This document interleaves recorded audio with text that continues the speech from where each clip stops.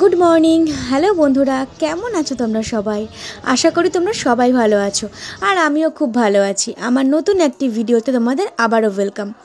এখন বাজে ভোর 5:20, আর এত সকাল সকাল কোথায় যাব, কি করব অবশ্যই বলবো, তোমরা সঙ্গে থাকো। আমি যাব আজকে করিমপুর, মানে দীর্ঘ 4 মাস পর আমি করিমপুর যাব।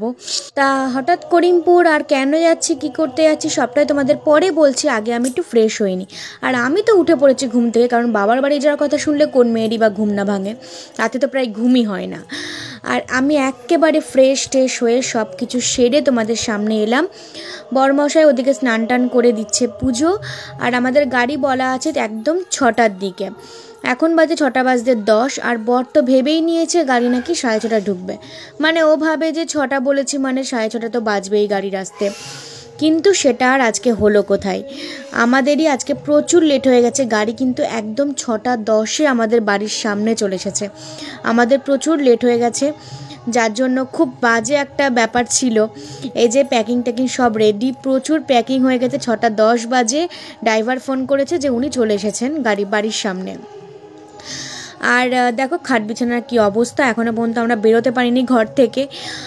বর তো মোটামুটি রেডি, পুরোপুরি রেডি হয় না। আর বাট আমি ফুল রেডি, কারণ নিচে গিয়ে আমাকে অনেক কিছু আবার নিতে হবে। মা অনেক কিছু রেডি করে রেখেছে, যেগুলো আমাকে নিতে হবে খুব তাড়াতাড়ি।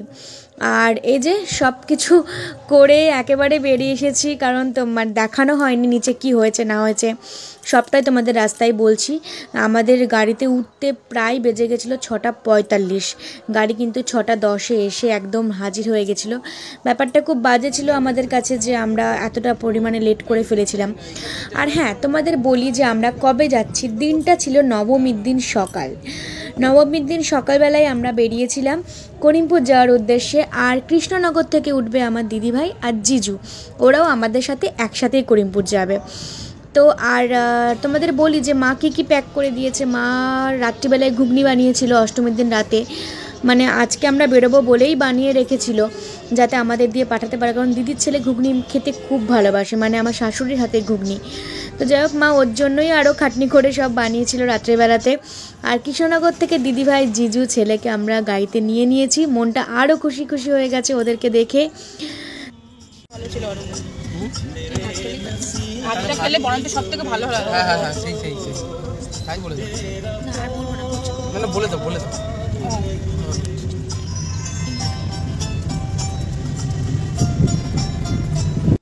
তারপর আমরা শেষমেশ একটু দাঁড়ালাম হচ্ছে তেহট্টে এসে একটা চায়ের দোকানে ঢুকেছিলাম, যেখানে আমি বিস্কুট চা এগুলো নিয়ে খাচ্ছিলাম। দিদিও নিয়েছে, সবাই মোটামুটি একটু টুকটাক খাওয়া দাওয়া হলো, কারণ অনেক ভোরে বেরোনো হয়েছে, আর ভোরে উঠলে তো একটু খিদে পেয়েই যায়। তো আর কি বিস্কুট চা এসব চলছিল। ছেলে লেস কুরকুরে এগুলো কিনেছিল। তারপর আবার উঠে পড়লাম গাড়িতে আর রওনা হচ্ছি করিমপুরের দিকে। মনটা এত খুশি লাগছিল যে অনেক দিন পর ওখানে যাচ্ছি, আর এবার অনেক দিনের জন্য যাচ্ছি। আমি তোমাদের এর আগে জানিয়েছিলাম যে আমার শ্বশুর শাশুড়ি আমাকে নিতে এসেছিলো এখানে করিমপুরে।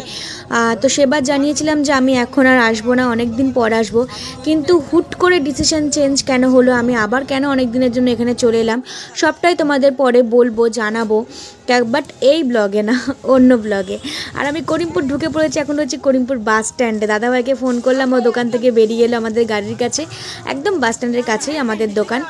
তো ও বেরিয়ে এসেছিলো, আমার বর আর জিজু গেছিলো মিষ্টি নিতে ও বাড়ির জন্য।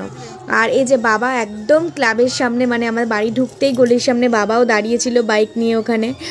আর মনটা এত ভাল লাগছিল নিজের পাড়াতে আবার কত দিন পর ঢুকছি। যাই হোক, ব্লগ কিন্তু আমি কন্টিনিউ করতে পারিনি, মানে বাড়িতে গিয়ে এতটা আনন্দ আর এতটা খুশি হয়ে পড়েছিলাম সবাইকে দেখে।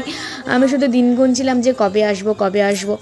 বিশ্বাস করো, অষ্টমীর দিন রাতের কোনো পিকচার, কোনো ভিডিও আমার নেই, কারণ অষ্টমীর দিনটা আমার কাছে কোনো প্ল্যানিংই ছিল না। কারণ আমার এটা প্ল্যানিং ছিল যে নবমীর দিন আমি করিমপুরে আসছি, তাই অষ্টমীর দিনটা সেভাবে কাটাতে পারিনি। আর ওই সবুজ কালারের বাড়িটা যেটা সামনে, ওটা হচ্ছে আমাদের বাড়ি। চলো দেখা হচ্ছে আবার নতুন ব্লগে।